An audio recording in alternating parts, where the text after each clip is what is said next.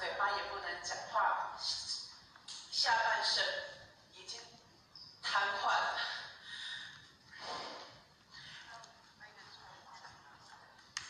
当我知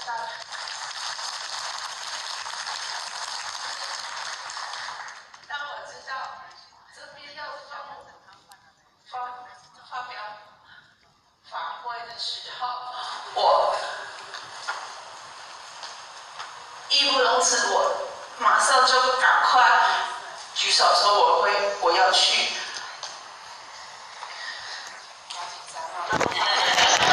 我很紧张，呼吸。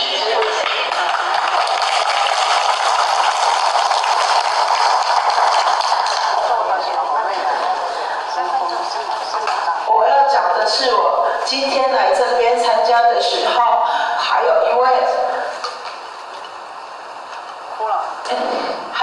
先生跟我一起来，你们知道是谁吗？我们看不到的，我的冤亲债主，我的冤亲债主，我的冤亲债主就是我这边的中锋这边的，我去问过，他上辈子，我就是上辈子我也是个男的，他被我拿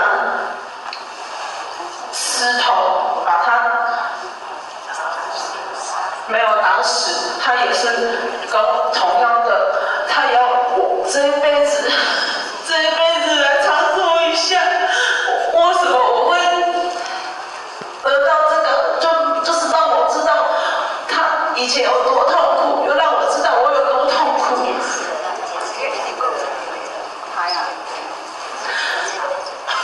他今天有跟我来，尤其是刚刚他又来，对，他跟我说他原谅我了，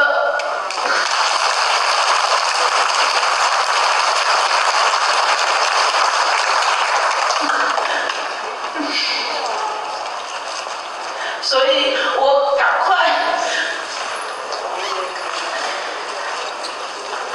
他就在他本来就要起来了，他很开心，我今天能够带他来这里法会，来聆听我们老师的很多道理，尤其是孝道。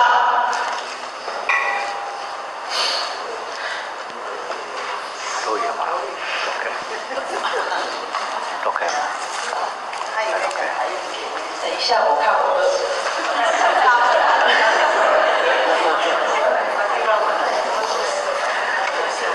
还有，我要告诉大家，吃素的好处。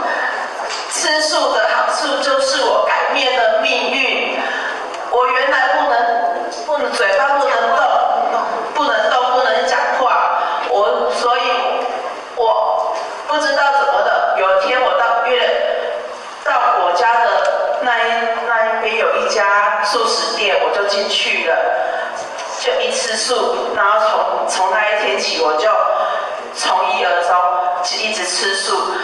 我原本我说话只能有小小的一句话就这样子，就变成我很厉害了。